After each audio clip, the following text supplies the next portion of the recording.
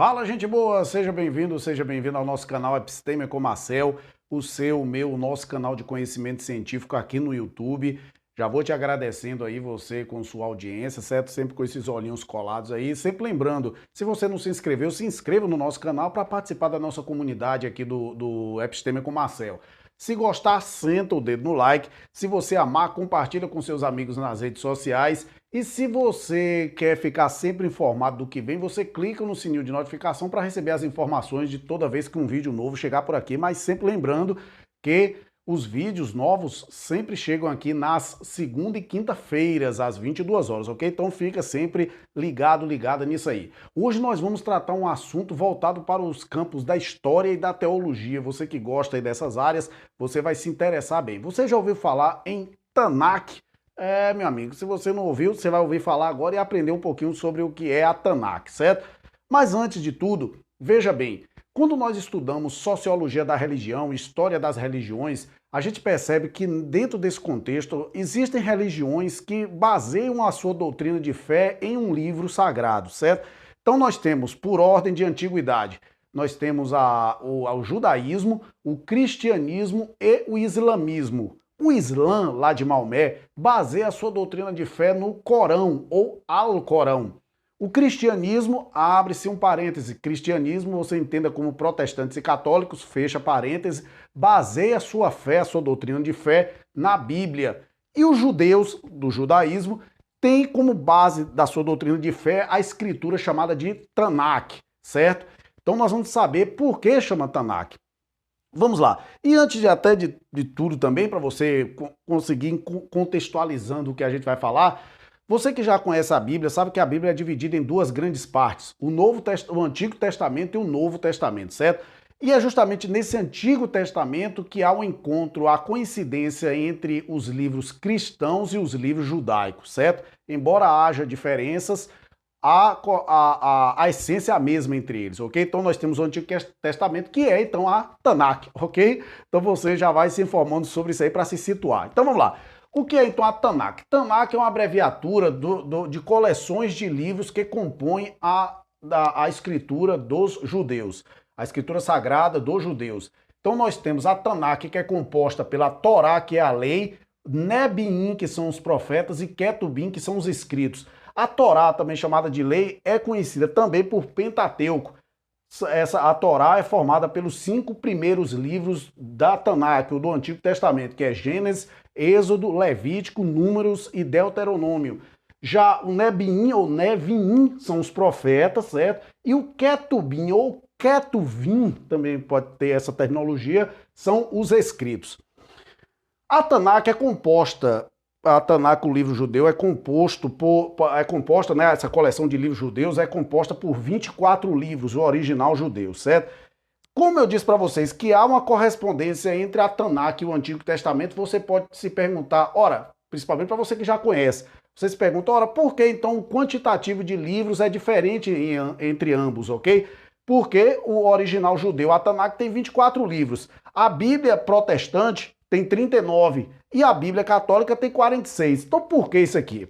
Veja bem, com relação à diferenciação entre 39 e 46 da Bíblia cristã aqui, nós vamos identificar e entender essa diferença quando vermos daqui a pouco o que são os livros deuterocanônicos ou apócrifos. Mas com relação à Bíblia judaica aqui, a Tanakh, vamos prestar atenção no seguinte detalhe.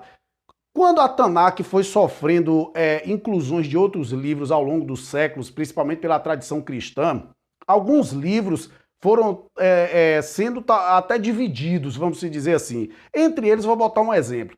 O livro de Reis, por exemplo. Na Bíblia cristã, no Antigo Testamento cristão, nós temos 2 livros de Reis. Já na Tanakh só tem um, certo? E assim acontece com outros livros também. Então, essas divisões acabaram por aumentar o quantitativo de livros no Antigo Testamento, sendo que a Tanakh, que é a original judia, ele não tem esse quantitativo, certo? Então, por isso que há essa diferenciação de números com relação a quantitativos de livros entre a Tanakh e o Antigo Testamento cristão, certo?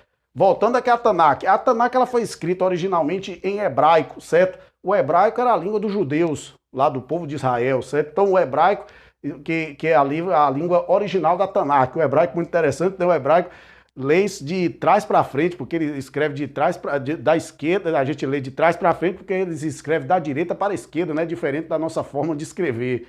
Seguindo, embora tenha sido escrito originalmente no hebraico, a Tanakh foi sofrendo traduções ao longo dos séculos.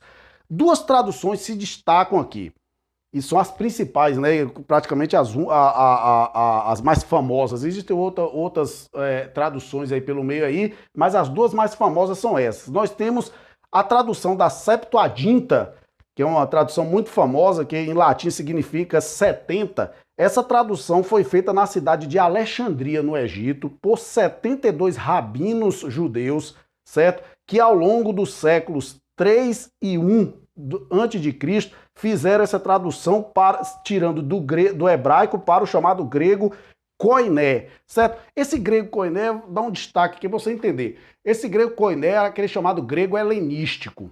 Nós temos o grego clássico lá da Grécia, da filosofia, da Grécia antiga, da Atenas, Espartas, principalmente de Atenas, aquele grego de Atenas, o grego clássico. E nós temos depois o encontro do grego clássico com outras culturas, através de processos de inculturação, certo? Que ocorreram principalmente depois das duas diásporas. Mas a gente dá um destaque especial ao encontro da língua grega com outras línguas, com Alexandre Magno, aquele rei macedônio muito famoso, certo? Alexandre o Grande.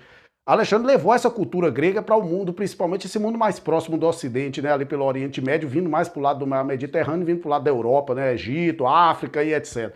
Então, esse encontro da língua clássica grega com outras línguas formaram dialetos, certo? E um dos dialetos mais famosos que tem é o chamado grego helenístico. Esse grego helenístico, inclusive, era um dialeto utilizado entre as tropas de Alexandre Magno, certo? Então você fica ligado aí. Então, por isso, houve a tradução do hebraico para o grego koiné, o grego helenístico com o grego popular, certo? Aqui, pelos 72 sábios, na chamada Septuaginta. Posteriormente, muitos séculos depois, já no século IV depois de Cristo, São Jerônimo fez a tradução já da Bíblia, certo? Da Bíblia cristã. E sendo que a Bíblia cristã é formada pelo Antigo Testamento, também ele fez a tradução do Antigo Testamento, só que pegou como base não a Septuaginta, mas sim o original em hebraico, certo? Então, você entender justamente essa sequência de traduções que a Tanakh sofreu aqui. Mas um assunto muito importante que a gente vai falar agora, eu vou falar num videozinho agora, complementar aí, é sobre os livros deuterocanônicos ou apócrifos. Se liga aí. Meu amigo, minha amiga, embora a gente venha falando que a Tanakh tem a correspondência com o Antigo Testamento, é importante que fique muito bem esclarecido, esteja límpido diante dos seus olhos o fato de que a Tanakh não é o Antigo Testamento, mas o Antigo Testamento dos cristãos, que é a Tanakh modificada. Isso você não pode perder de vista, porque a Tanakh pertence aos judeus. O judaísmo é uma linha religiosa e o cristianismo é outra linha religiosa, ok? Então a gente não pode confundir as coisas, embora haja uma relação profunda entre da Tanakh com o Antigo Testamento, a gente não pode dizer que a Tanakh é o Antigo Testamento, mas o Antigo Testamento é que teve como origem a Tanakh, e essa Tanakh então foi modificada, aparecendo o Antigo Testamento na Bíblia dos cristãos, ok? Então é importante dizer isso aí para você não perder isso de vista.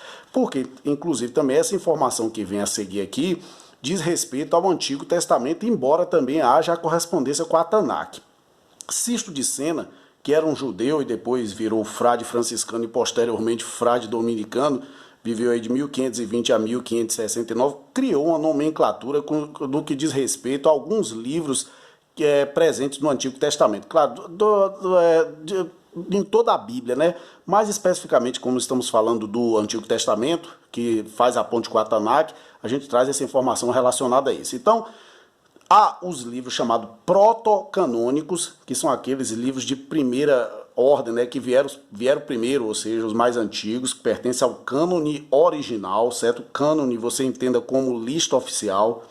E tem aqueles livros chamados de deuterocanônicos, que são os livros que entraram depois no cânone oficial, certo? Havia uma discussão ao longo dos séculos se alguns livros que estavam presentes no Antigo Testamento ou na Tanakh, no caso modificada, pertenciam, eram ou não inspirados por Deus, que tinham justamente essa linha de inspiração divina para estarem no cânone oficial. Essa discussão durou muitos séculos, até que no século XVI, durante o Concílio de Trento, que durou de 1545 a 1563, houve então a resolução desse fato, diante inclusive da Reforma Protestante. Por quê?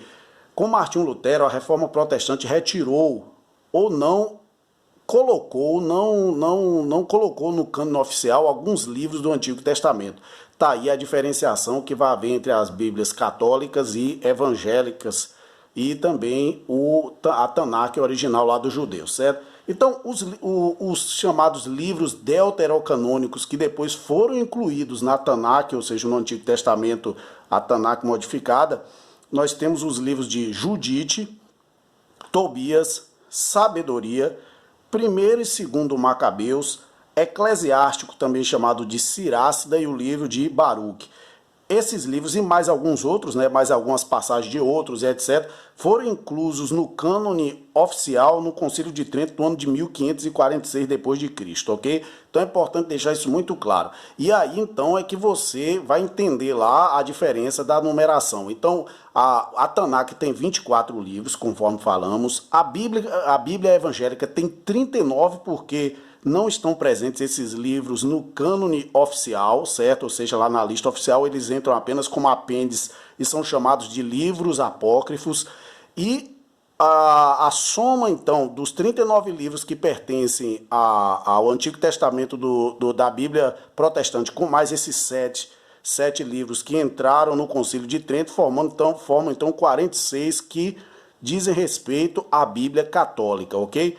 Então essa diferenciação de numeração lá da Tanakh, da Bíblia evangélica e da Bíblia católica se deve justamente a essa dinâmica desses livros que antes não estavam e depois entraram no cânone oficial da Igreja Católica, mas não entraram no cânone oficial das igrejas evangélicas, ok? É isso aí. Ok? Se ligou? Entendeu? É isso aí. Então, resumindo, nós temos o que é a Tanakh. Agora você vai saber o que é a Tanakh. A Tanakh é justamente o livro sagrado dos judeus, que é formada por 3 partes: pela Torá, que é a lei, pelo Nebiim, que são os profetas, e pelo Ketubim, que são os escritos, ok? Então, quando alguém lhe perguntar agora o que é Tanakh, você vai saber responder, ok? Até o próximo!